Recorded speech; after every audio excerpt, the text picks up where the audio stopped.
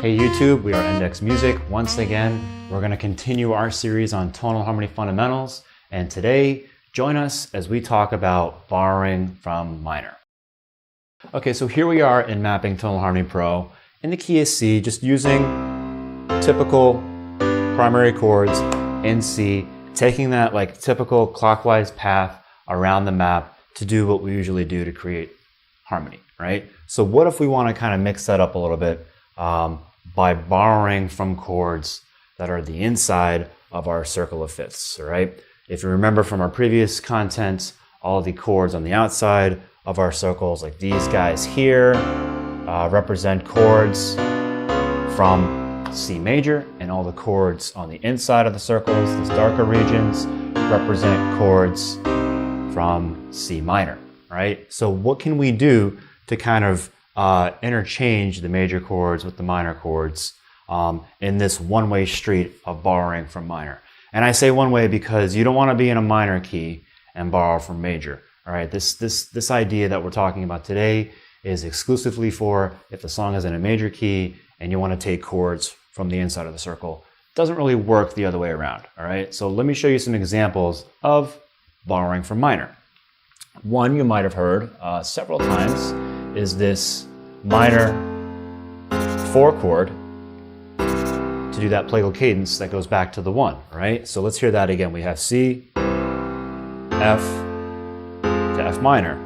C, and you don't even really need the F. You could just go C, F minor, C if you wanted to, but the F kind of contextualizes it a little bit more and lets you know, hey, we're really in a minor key, or excuse me, major key, right? So let's do another example. What if, I don't know, let's do C.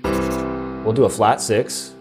There's A flat chord over there. That's from the minor part of the circle. Flat 7, back to 1, right? So you may have heard that in some contemporary settings like Michael Jackson, or if you remember Whitney Houston's Star Spangled Banner at the Super Bowl years back, it ended with that exact cadence, right? Let's do one more. This might be one you would hear maybe in like a jazz context. So let's switch to jazz voicings of the chords to do this. So we have our 1, let's go with a 6. So we have 2 chords from the major regions of our map, and now we can venture off into the minor areas. Like we'll use that minor 2 minor 7 flat 5, and then we'll go over here to the 5 chord that will resolve on that 1 right there. So now you have this.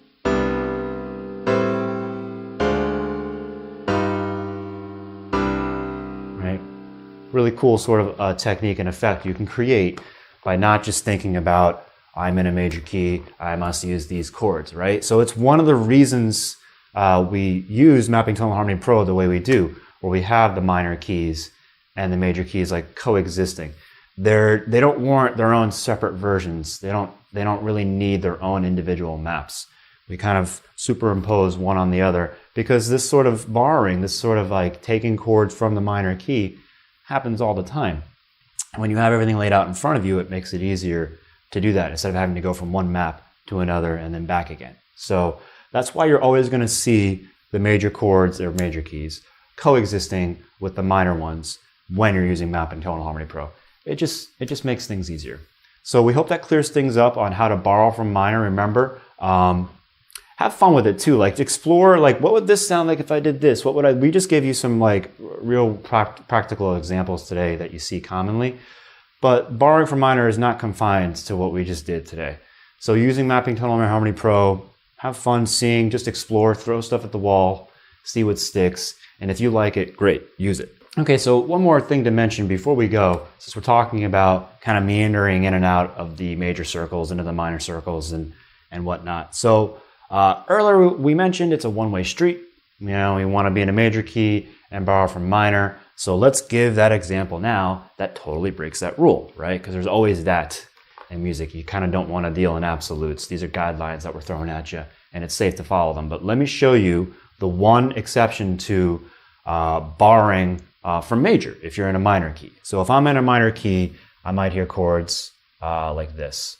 And then I go here, I have our cadential 6/4, and I could end that with a Picardy third, right?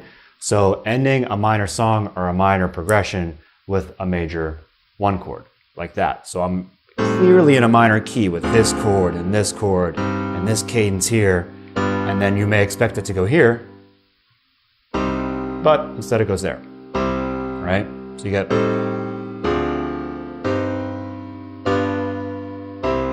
right? And you've definitely heard that before if you listen to any sort of classical music. Picardy third shows up pretty regularly, right?